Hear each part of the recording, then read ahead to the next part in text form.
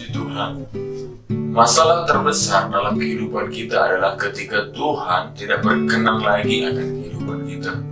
Masalah terbesar dalam hidup saya dan hidup saudara adalah ketika Roh Tuhan undur daripada kita. Kita tahu bersama bagaimana kalau Tuhan tidak lagi berkenan kehidupan kita. Kita tahu bersama bagaimana kalau hidup kita ini tidak lagi disertai oleh Tuhan. Maka dari itu, saudara yang dikasihi Tuhan, pada kesempatan ini saya mau kita sama-sama belajar bagaimana hidup berkenan di hadapan Tuhan. Puji Tuhan. Nah, saudara yang dikasihi Tuhan, secara sederhana seperti ini, jika kita ingin berkenan kepada seseorang, apa yang kita lakukan? Saudara bisa tulis pendapat saudara di kolom komentar. Tetapi saat ini kita akan sama-sama belajar kebenaran firman Tuhan, bagaimana agar hidup saudara dan hidup saya berkenan di hadapan Tuhan. Mari saya ajak saudara semua untuk membuka Alkitab kita di dalam Roma pasalnya yang ke-12 ayat yang ke-1. Bagaimana sih, apa yang harus kita lakukan agar hidup kita berkenan di hadapan Tuhan? Amin. Saya bacakan bagi saudara Roma pasal yang ke-12 ayat yang ke-1. Firman Tuhan seperti ini. Karena itu, saudara-saudara, demi kemurahan Allah, aku menasihatkan kamu, supaya kamu mempersembahkan tubuhmu sebagai persembahan yang hidup, yang kudus dan yang berkenan kepada Allah. Itu adalah ibadahmu yang sejati. Hal pertama yang perlu kita lakukan agar kita berkenan di hadapan Tuhan adalah dengan cara beribadah dengan benar. Seperti ayat yang kita baca tadi di dalam Roma pasal yang ke-12 ayatnya yang pertama tadi. Nah, pada masa itu saudara dikasihi Tuhan, masalah yang ada pada orang-orang Israel yaitu tentang peribadahan yang tidak benar. Bagaimana mereka beribadah kepada ilah-ilah, bagaimana mereka beribadah hanya sekedar rutinitas saja. Sehingga Tuhan bilang, beribadahlah dengan benar, persembahkan tubuhmu sebagai persembahan yang hidup dan lain sebagainya. Sehingga saudara dikasihi Tuhan, yang Tuhan mau dalam kita beribadah itu bagaimana? Yaitu sungguh-sungguh. Mari kita berubah hidup kita untuk belajar hidup berkenan kepada Tuhan itu dengan cara beribadah dengan benar, itu mempersembahkan tubuh kita sebagai persembahan yang hidup untuk kemuliaan nama Tuhan. Hal kedua, bagaimana caranya agar hidup kita berkenan kepada Tuhan? Saya bacakan bagi saudara Roma pasal yang ke-8 ayat yang ke-8, terjemahan baru. Di situ dikatakan seperti ini. Mereka yang hidup dalam daging tidak mungkin berkenan kepada Allah. Saudara yang dikasihi Tuhan, untuk hidup berkenan kepada Tuhan, kita harus mematikan yang namanya keinginan daging. Sebab apa? Mari kita mundur ke ayat yang ke-7. Di sana dikatakan bahwa sebab keinginan daging adalah perseteruan terhadap Allah, karena ia tidak takluk kepada hukum Allah. Dikatakan di situ kenapa kita harus mematikan keinginan daging? Karena itu adalah permusuhan dengan Tuhan kalau kita tidak mematikan keinginan daging. Di sini dikatakan adalah karena keinginan daging itu adalah perseteruan dengan Allah. Itulah makanya penting sekali untuk kita mematikan keinginan daging. Apa itu keinginan daging?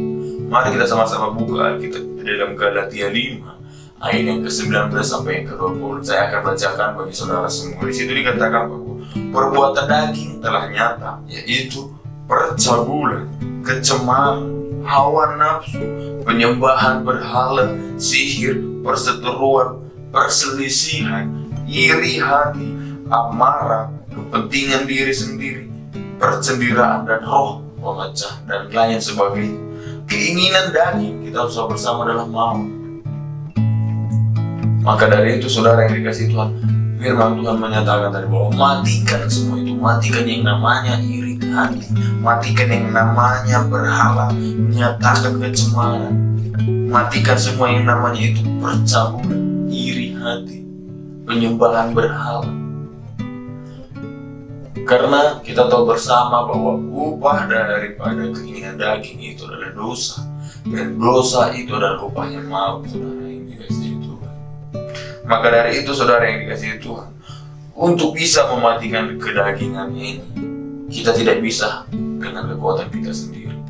Kita perlu yang namanya pimpinan, kekuatan, pertolongan daripada Roh Kudus, sehingga kita berkenan ke hadapan Tuhan, sehingga hidup kita berkenan di hadapan Tuhan. Haleluya. Selanjutnya saudara yang dikasihi Tuhan, saya mau simpulkan seperti ini. Jika untuk berkenan kepada seseorang saja memerlukan yang namanya usaha, maka lebih lagi kepada Tuhan. Kita perlu berusaha agar hidup kita ini berkenan kepada Tuhan, agar kemurahan Tuhan itu, biar anugerah yang Tuhan berikan kepada saya dan kepada saudara tidak sia-sia. Mari kita belajar untuk hidup berkenan kepada Tuhan dengan cara beribadah dengan benar, dengan cara memuji Tuhan, dengan cara memuliakan nama Tuhan. Kalau kita belajar dari Raja Daud, hidupnya berkenan di hadapan Tuhan, sehingga apapun yang dikerjakannya Tuhan buat berhasil.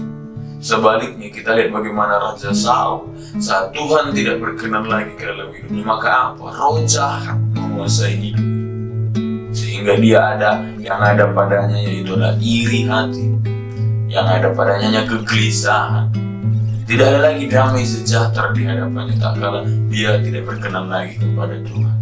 Dan selanjutnya saudara yang dikasihi Tuhan, untuk bisa hidup berkenan kepada Tuhan, hal yang paling penting itu kita harus mematikan yang namanya keinginan daging ini, baik itu iri hati, seperti yang dikatakan di dalam Galatia, seperti yang dikatakan di dalam surat Galatia tadi, yaitu percabulan, pencemaran, dan lain sebagainya. Itu harus kita matikan, tentunya dengan pertolongan Roh Kudus, sehingga hidup kita berkenan kepada Tuhan.